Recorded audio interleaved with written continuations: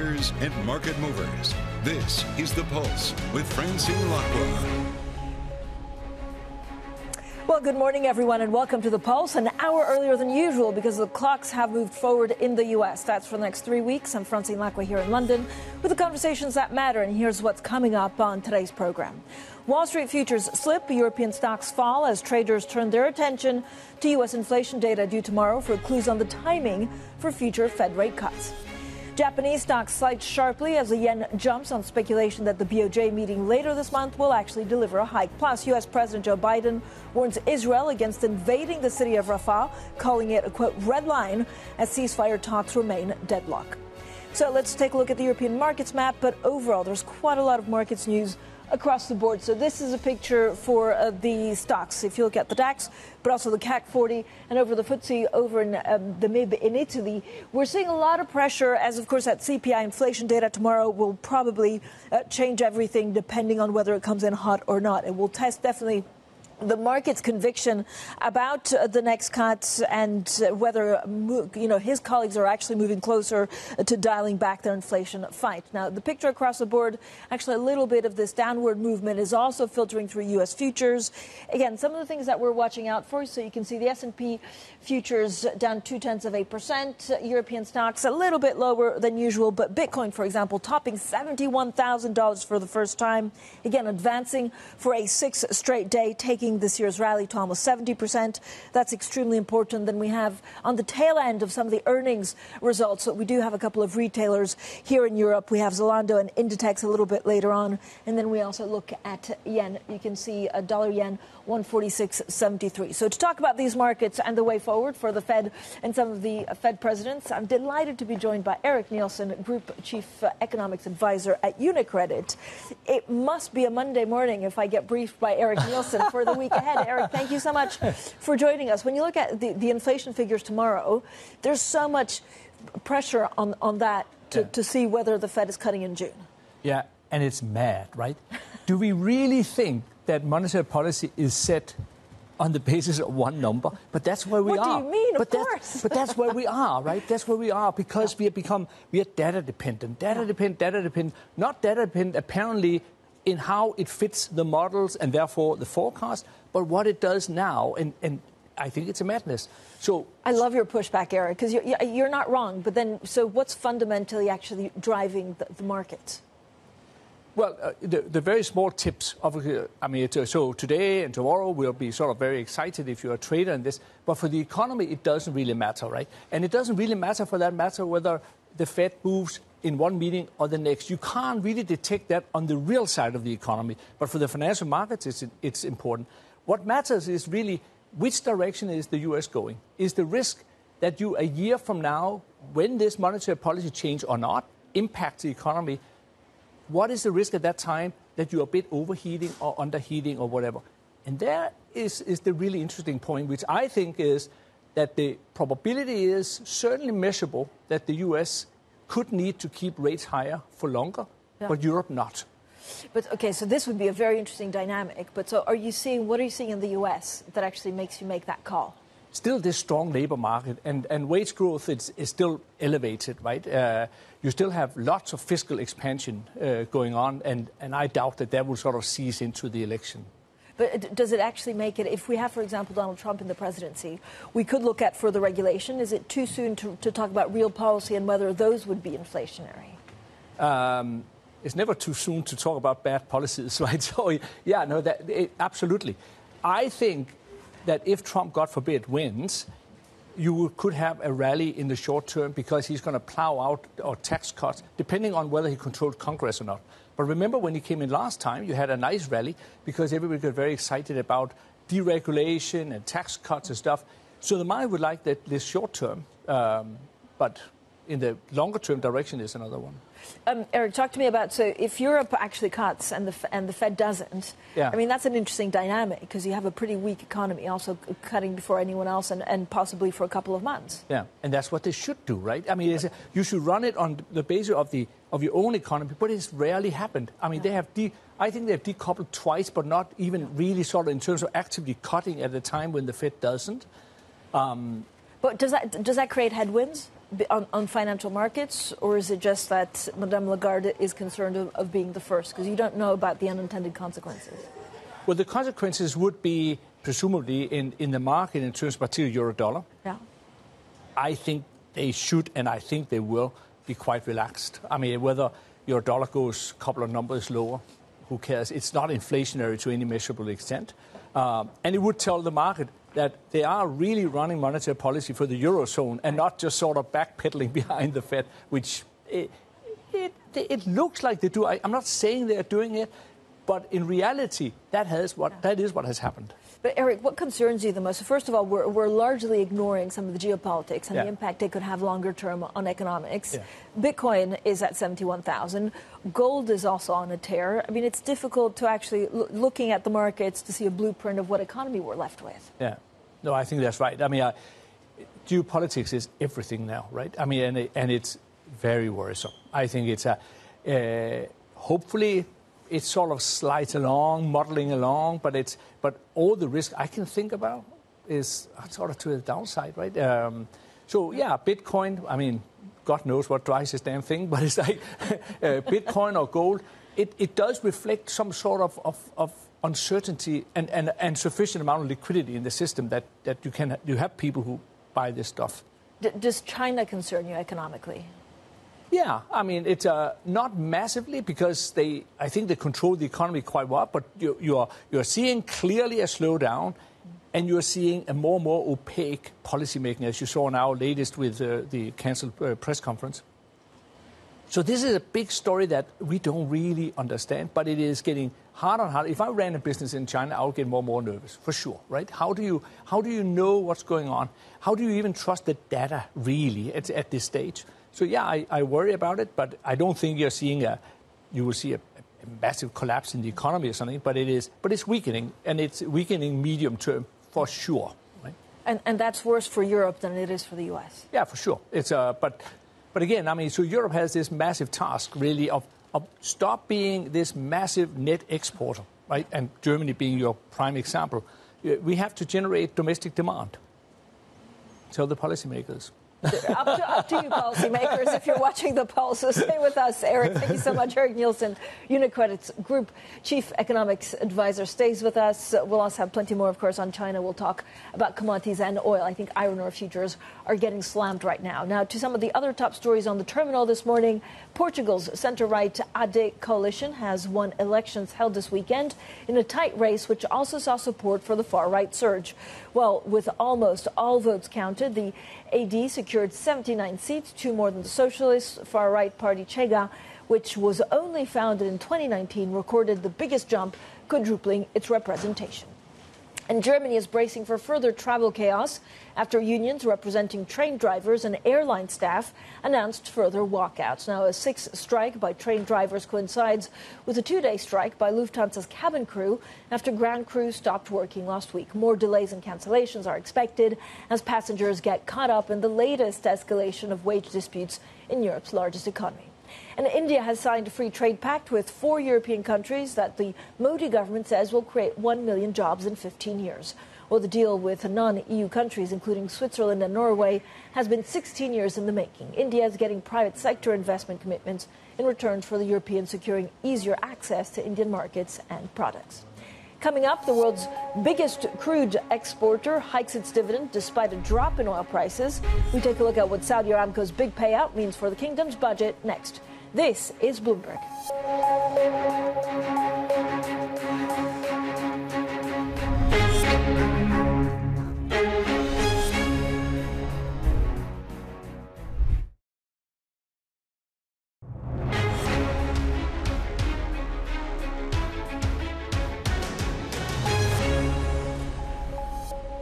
Well, iron ore on your screen slumping more than 7%, actually dropping below $110 a ton. This is after we saw disappointing demand in China, leaving the market lumbered with many inventories. So this is a steelmaking material, and it's tumbled around a quarter from a peak in early January. Again, this all goes back to China. The other commodity we need to talk about is oil. Oil extending its drop, and this, again, as investors look ahead to the U.S. inflation print. We'll talk about Saudi Aramco in a second, but we have an expert on commodities. He was meant to talk Saudi Aramco. Forget about that. We have iron ore down 7%, so let's get straight to our Will Kennedy. Well, I don't know whether iron ore, I mean, is this symptomatic of how bad the Chinese economy could be, or is it just iron ore?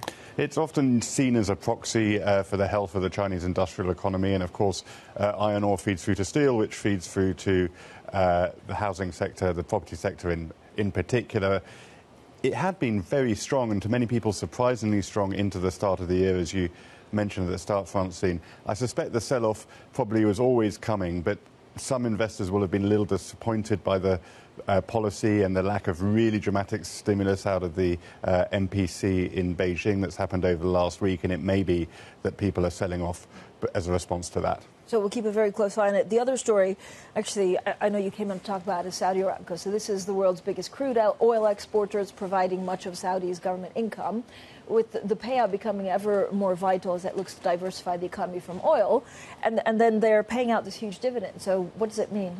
I think it means exactly that. The emphasis that the kingdom is going to put from its oil industry is really paying as much money as possible, both to the government and into the PIF, which, remember, got given a bigger stake in Aramco last week, and I think owns about 17% of the company now. So you're really seeing the dividend as a mechanism to transfer wealth from the dominant oil industry into other parts of the Saudi economy, which is, of course, completely in line with the Crown Prince's plans to diversify and broaden the base of the Saudi economy.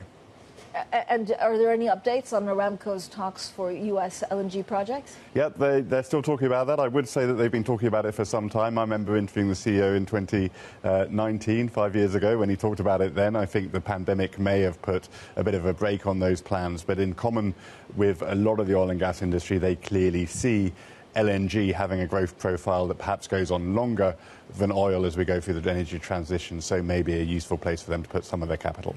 Always good to speak to Will Kennedy. He's, of course, our senior executive editor for energy and commodities, looking at iron ore and looking at Saudi Aramco. Now, still with us, Eric Nielsen, Group Chief Economics Advisor at Unicredit. And Eric, I guess it goes back to the point of, you know, we're trying to grapple, for example, iron ore, and Will explained it beautifully. It may be something with iron ore more than the Chinese economy falling off its cliff, but it's unclear if China goes back so badly. Does India, I mean, what supports the global economy going forward? It's difficult to see right now, right? I mean, if you think about IMF forecast, OECD forecast for the global economy, everybody agrees that we are slowing to 3% plus minus or thereabout. So, as Will said, I mean, it's for a while there was some sort of excitement about a stimulus in China because the two drivers of this already poor growth last year was China and the U.S. And now we know that the U.S. probably is slowing a little bit, and China is not doing what some at least thought. So now you get this pressure exactly on things like iron ore and commodities in general. Will India pick up? Maybe in the longer term. I'm skeptical that you see some sort of a massive boost forward. But remember, this is a massive sized economy in terms of population and with a huge upward scope for real income per capita. You start to multiply that into global GDP. It's measurable if they get it right?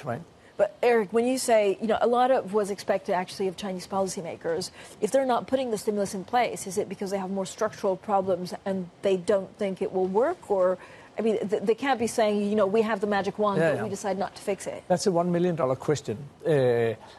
I suspect, but I don't know. I suspect it has more to do with internal power struggles. There would be, like in any major organization of a governance, like in China, people who think you should do this or this or this, sort of how important it is to slow down, type of thing.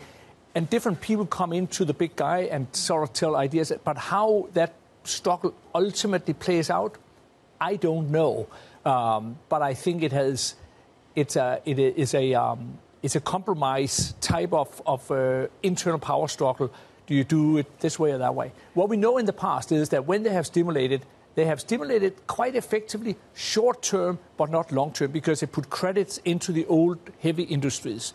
So the idea of going the better way of stimulating the economy for the private sector, the more dynamic, we haven't seen this, and my money will be against them going that way. And is a danger with India that we're expecting it to take over China with the same roadmap? And it's just a very different economy. It's a very different economy, and it comes back to what we have talked about many times, the BRICS story about the coordination. They have very different models. They don't particularly like each other. They are like kind of, so coordination and copying from the other side, wouldn't be your first guess, right? But I mean, India has done well lately in economic terms, and the trade deal is good, right? So it's a long run story, right? Eric, because you're a thinker, what are you most worried about in the global economy right now? Is it a mistake from monetary policy, or is it? No. I mean, we've talked about this. I think monetary policy in Europe has over-tightened, but it's small potatoes in what we are really looking at in the world. I worry about the Middle East and commodities if you're talking about economics. I obviously worry about a Chinese further push, not invasion, but say worst case blockade of Taiwan. Supply chains, these type of things. This is the stuff that keeps me awake at night. Does AI help with supply chains? Because it can predict better, or is it just mumbo jumbo? I think it is it's a super exciting, but it's a sideshow for now, right? It's the new thing out there. All the other major inventions, if this is one of them, and it probably is, took 10, 15 years to have a material impact. So it's exciting, but it's one that needs to be regulated. We don't know how that kind of plays into it. But no, for the next year or two, I think it will have zero impact on the overall global economy. Eric, thank you so much, as always, for joining us. That was Eric Nielsen, UniCredit's Group Chief Economics Advisor. Now, coming up, the U.S. President Joe Biden's red line for Israel. We take a closer look at his warning over invading Rafah. That's next, and this is Bloomberg.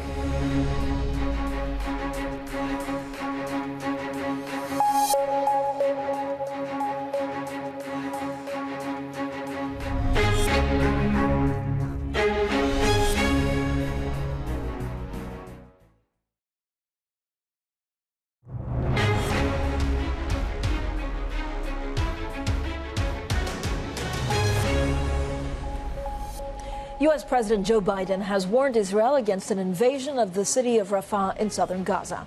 This as ceasefire talks between Israel and Hamas remain deadlocked at the beginning of Ramadan. There's red lines that if he crosses, he cannot have 30,000 more Palestinians dead as a consequence of going after. There's other ways to deal with the trauma caused by Hamas. Well, let's get more from Bloomberg's EMEA News Director, Roz Matheson. Roz, so what is the level of support inside Israel for an offensive in Rafah? Well, it does appear to still be pretty strong. What we've seen in recent months is that hardening of support behind the Israeli Prime Minister Benjamin Netanyahu.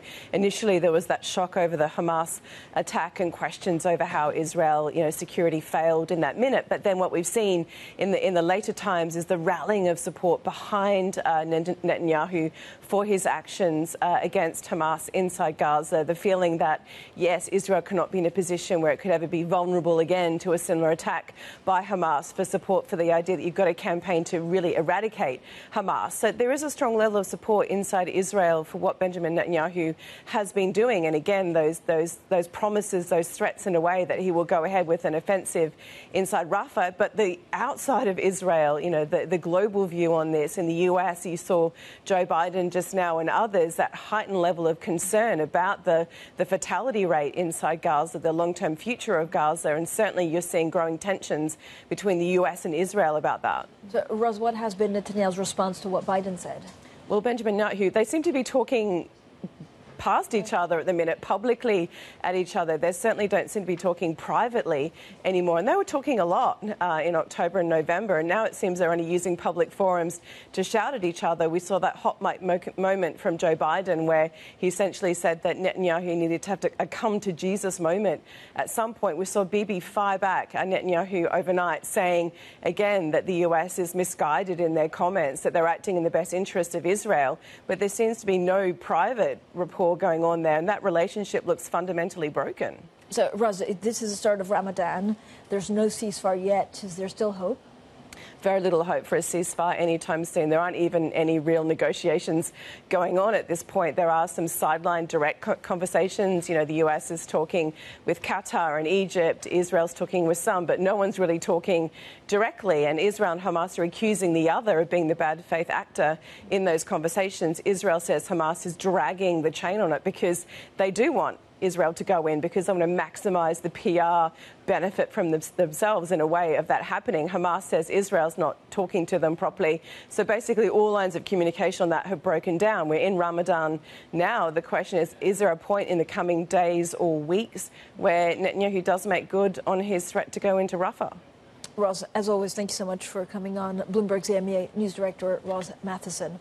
Now, this is a picture across the board for example, U.S. futures. It is a data-heavy week that will test the market's conviction that the Fed's chair, Jay Powell, and his colleagues are moving closer to dialing back their inflation fight. So we have U.S. inflation data tomorrow, and then Bitcoin topping $71,000 for the first time. Coming up, investors looking ahead to that data after Friday's mixed jobs report.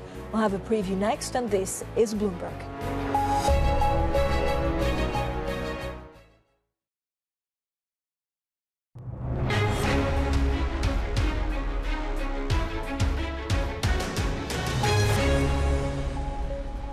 Wall Street futures slip and European stocks fall as traders turn their attention to U.S. inflation data due tomorrow for clues on the timing of future Fed rate cuts. Japanese stocks slide sharply as the yen jumps on speculation that the BOJ meeting later this month will deliver a hike. And U.S. President Joe Biden warns Israel against invading the city of Rafah, calling it a red line as ceasefire talks remain deadlocked. Good morning, everyone, and welcome to The Pulse. I'm Francine Lacqua here in London. Now, there's a lot going on in the markets. Again, all eyes on that inflation print tomorrow. We pretty much have a big data-heavy week. The market will be tested with its conviction that the Fed, Jay Powell and his colleagues, are moving closer to dialing back their inflation fight. Now, if we look at swap trades, they see the first cut in June as a virtual lock, nearly 4 quarter points cuts than expected over the next year. Again, a stronger than anticipated jump in consumer prices tomorrow could upend that pricing and further derail the stocks market. You can see NASDAQ futures pretty much unchanged. European stocks down 0.4%. Now, traders on high alert for that hotter than expected U.S. inflation print when the latest data is published tomorrow. So for more on all of this, we're joined by Mads Pedersen. He is founder and chief investment officer at Human Edge Investment. Mads, thank you for joining us. It seems so crazy that actually all relies on that U.S. CPI print. I don't know whether there's too much anticipation on whether it makes a huge difference for equities and even for treasuries if we have a June cut, or whether that's pushed back to July. Well, thank you very much for hosting. Thank you for inviting me. I don't think it matters for where we end the year. What we'll get of a print tomorrow. But of course it will matter because markets have moved up dramatically and markets have had a very strong support the last year from the decline in inflation. So if we get a hiccup, it will matter. People will probably lose a little bit the perspective on how positive the inflation story has been, and there will be an opportunity in the market. But in the long run, inflation is coming down.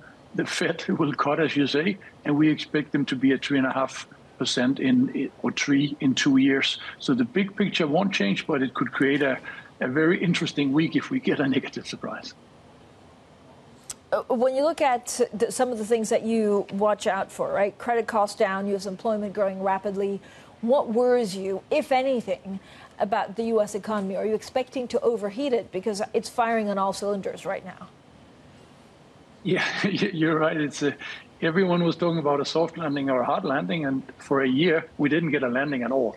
So what we are saying now is it's probably as likely, at least, that we don't get a landing for the next year.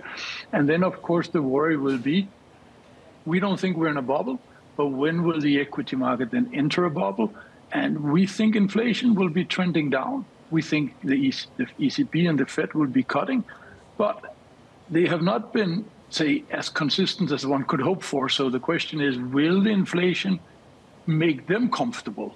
Because it's a very comfortable inflation backdrop. Yeah, we came from 6-7% in the US down to 3%. It's very good development, but when will the central banks become comfortable with that? And how long can the market deliver the earnings which have surprised so positively the last year? So those are still the main the main determining factors for the market, where we have a very positive outlook. A gauge of the dollar is actually on track for a seventh day of losses. Where are you expecting, Mads, for dollar to be at the end of the year, and how does that actually impact your thoughts on treasuries, but also on some of the earnings that you watch? Yeah, so we expect the dollar to be roughly at the same point at the end of the year, because what is supporting the dollar, what is undermining the dollar a little bit, tiny bit at the moment, is not a huge movement, is that the Fed has clearly said also last week that they will be cutting, and the ECB is not so much ready to do it. If you look at the numbers, it should be the other way around. Germany is not growing at all. Inflation in Europe has collapsed from 10 to below 3. In the US, it's more like from 7, 8 to around 3. So actually, the ECB has more reason to cut and should do it, but are more reluctant.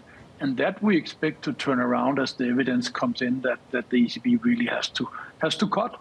So that will support the dollar in the long run. For our positioning, well, it means that we are in our European portfolios, we keep the dollar open. So we keep 20, 30% in our Swiss franc and dollar portfolios. We hedge the currency fully because we do think that if things go wrong, the euro will fall out of the bed again and we go back to parity if the world turns negative again. Mads, I'm not surprised, but actually have zero allocation in China, which for some would be quite surprising. Do you write off China for the next 5, 10 years? I don't write off China for the next 5, 10 years. It's a very, very interesting, dramatic story. But Xi has made it clear he likes to rule China. He has made it clear he does not consider equity owners or equity markets of any importance and will not respect them. Nobody knows how much debt there is in China, or if they know it, they don't want to tell us. We don't really know how much the local government financing vehicles have of debt, but something like 60, 70% of GDP. So I would find it pretty reckless to invest in a company where the owner doesn't care about the shareholders or the CEO you could compare it to, and you don't know what debt there is. And in China, we have a situation where everything which has surprised positive in the US has surprised negative in China. Growth, the IT sector, the housing sector, all negative. And we don't know what the debt burden is. They simply don't want to tell us, or they don't know. And the one is worse than the other. So we just don't want to be exposed to that, at least not for my own money and not for my client's money. Yeah, so that's the simplest deal. Fair. Mads, I'm also surprised to some extent that you're expecting a boom in M&A for the financial sector in Europe. We've been talking about it for 10 years. I always thought regulators were not quite behind, and we never had the capital markets union that would make a real difference. You're confident this happens this year? Yes, I'm confident it will start this year because, it's a little bit controversial, but the European banking sector is still run by men, and when men, they get money, and the banks are making a lot of money now, they tend to spend them on toys. And now banks are not toys, but a lot of banks are making a lot of money based on the policy mix the ECB has chosen.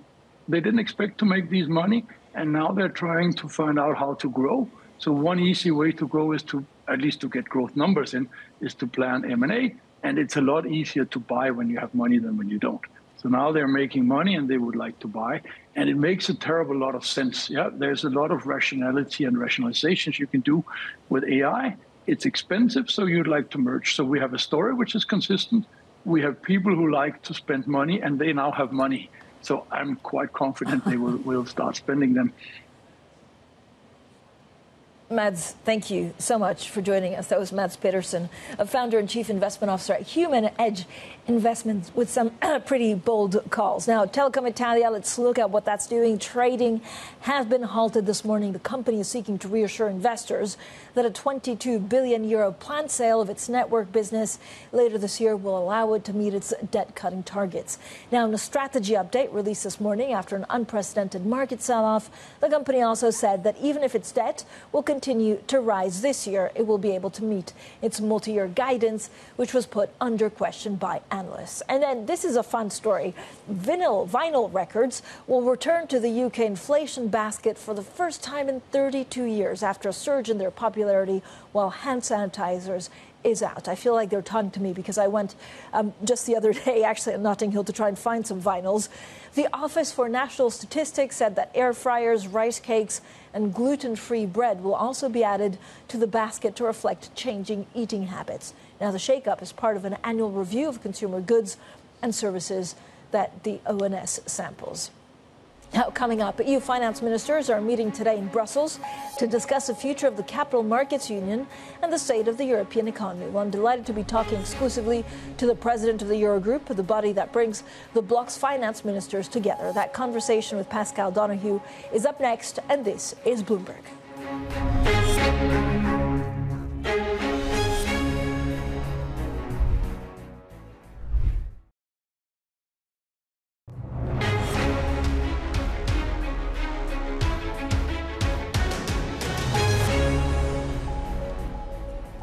EU finance ministers are meeting in Brussels today to conclude plans towards a capital markets union. Well, I'm very pleased to be joined now for an exclusive conversation by Pascal Donohoe, the president of the Eurogroup, the body, of course, that brings together the finance ministers of Eurozone member states. So, Mr. Donohoe, thank you so much for joining us at the Capital Markets Union.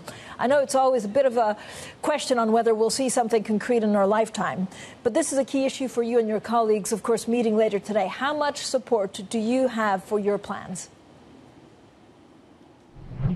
Good morning, Francine. I'm very confident today that we will get a plan agreed.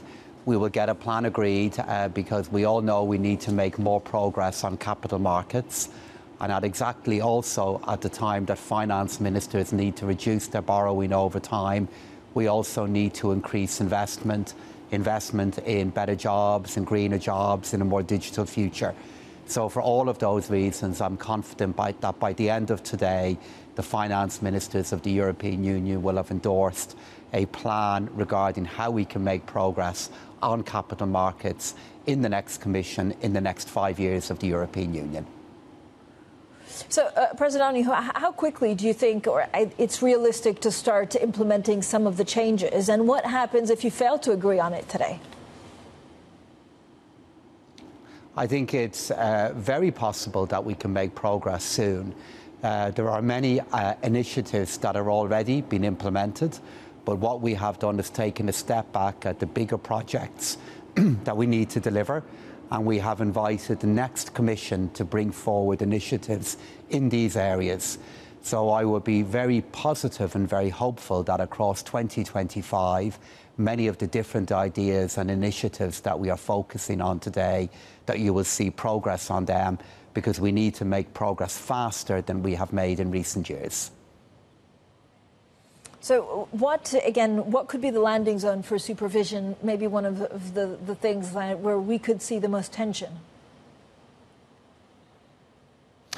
So I think as we work through that particular area across the afternoon with finance ministers, my judgment is that you will see focus on how we can converge our supervisory efforts within the European Union, focus on a common rule book, but also a focus on looking at the trade-offs between regulation and competitiveness.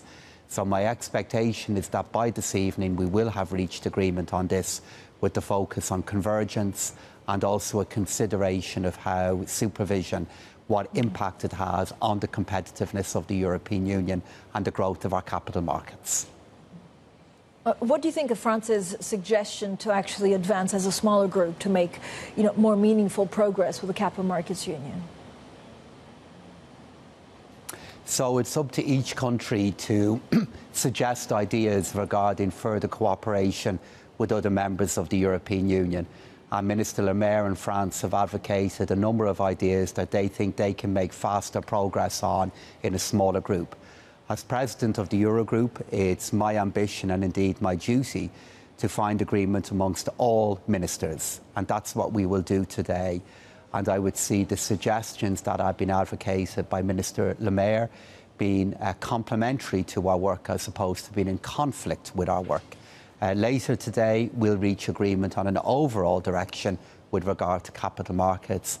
And if other countries want to do more, to be more ambitious, based on that foundation, that is up to them, and we will hear from them, I'm sure, in due course regarding how they want to make that happen.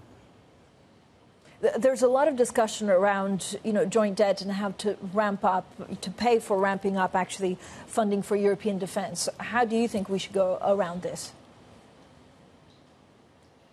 I think the first step in any of that, Francine, is being able to show that the current European Union commitment to the issuing of new debt, which is next generation EU, be able to prove to each other that that is working and that it is having the effect that we want.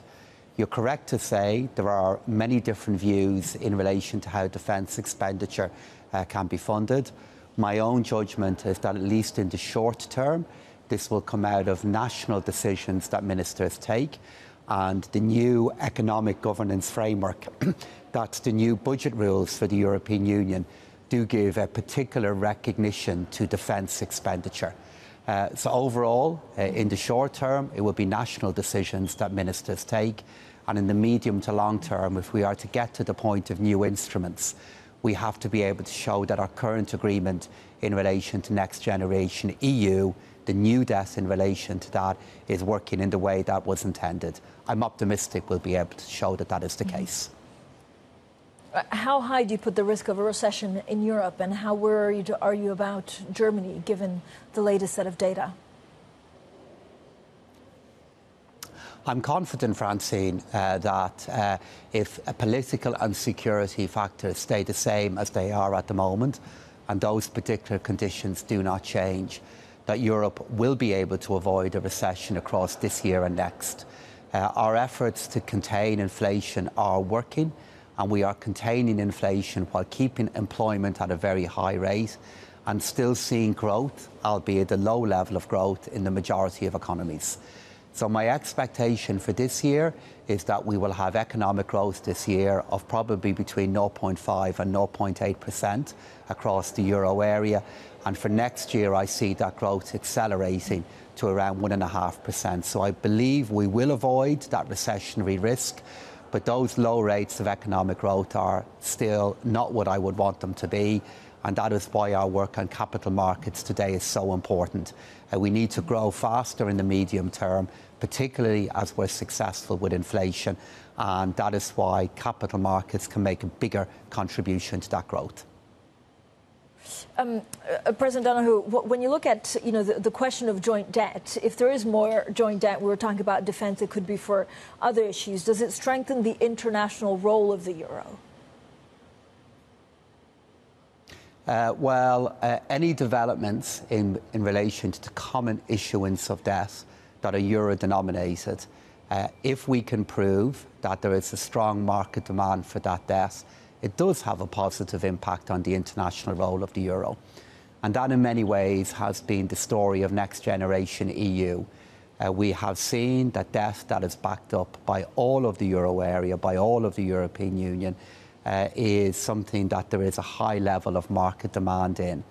And it is one of a number of projects that we need to deliver to strengthen the international role of the euro.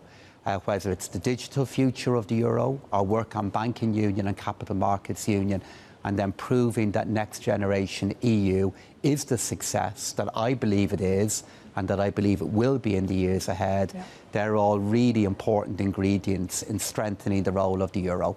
It's why we were delighted to welcome Croatia into the euro area, and it's also why I look forward to welcoming Bulgaria into the euro area next year as they continue with their efforts to meet the entry criteria.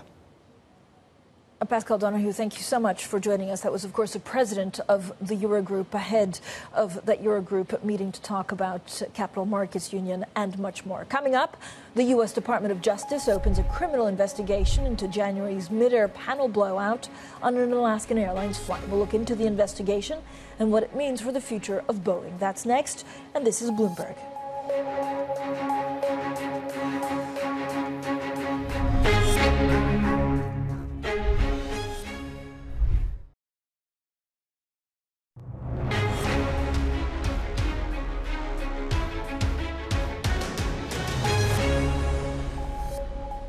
Welcome back. Now, the Wall Street Journal is reporting that EQT has struck a deal worth around $5.5 billion to buy back its former unit, Equitrans Midstream. Now, that's reportedly in a bid to create a big, vertically integrated natural gas provider.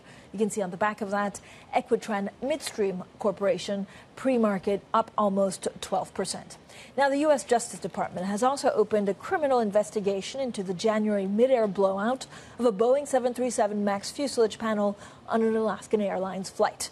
The airline says this is standard practice for the DOJ and that it does not believe it's the target of the inquiry. Now, to discuss the probe and some of the other key corporate stories in the U.S., I'm joined by Bloomberg's Charlie Wells. Charlie, always good to speak to you. So what are the details that we know so far about the Justice Department's criminal investigation into this Boeing incident? Yeah, so some of the details have started to emerge over the weekend, and basically reports said that investigators have started speaking with crew members and passengers about what happened. Now, Alaska Airlines says that, this is standard practice when an incident like this happens. They also said they don't think that they're a target of the probe. Now, this was an incident that happened with a Boeing 737 MAX plane, and we do know that Boeing declined to comment over the weekend. But what is really striking here is that Boeing has been in a deferred prosecution agreement with the government since 2021. And one of the issues is that this incident in January took place 2 days before that agreement was set to lapse. So that agreement, which was settled for $2.5 billion, could potentially be ripped up if there's an issue here. Charlie, the other story we're watching is, of course, Reddit said to be seeking some $748 million in a forthcoming IPO. That's huge. I mean, it's huge. I think people could potentially be looking at, something of a rebirth of the IPO market. You and I have been talking about that for a long time now. Looking back to last autumn, there was hope with ARM that this would be sort of a liftoff. I mean, look, it's 22 million shares. I think Reddit's hoping to get somewhere between $31 and $34 per share. But of course, this is difficult. They're offering some shares to super users, so that could potentially actually be a struggle because Wall Street bets, of course, on Reddit. Some people there have been saying they want to short this stock. So look, could be the growth of the new IPO market. We've seen some really good IPOs so far, but remains to be seen. I just want the next meme. What can you tell us about Oracle?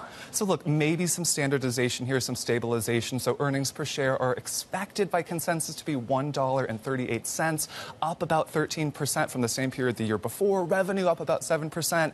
And look, they're really trying hard to get into this cloud infrastructure space. It is heavily competitive. They've had some issues in the past, but it looks like it's stabilizing. They're also integrating Cerner, a digital healthcare company that they acquired in 2022. It looks like that integration is going pretty well, but it's taking a little bit longer than expected. We'll get more details later today. Okay, Oscars. So I watch the outfits. You actually watch the film. So this is why we're a great duo. Oppenheimer won big. Yeah, and I think the takeaway here is that big was better, at least at the Oscars. So Oppenheimer, we know, not one of those indie art house films. It's from Universal. Disney also won big at the awards ceremony yesterday. And so this seems to indicate, that some of these bigger houses were, benefiting over some of the streamers like Netflix. But of course, it's not looking like the best season coming up with some muted activity in theaters last year. I love that you know this by heart. I mean, I just watched Ryan Gosling. That's all I know, singing I'm Enough, Enough.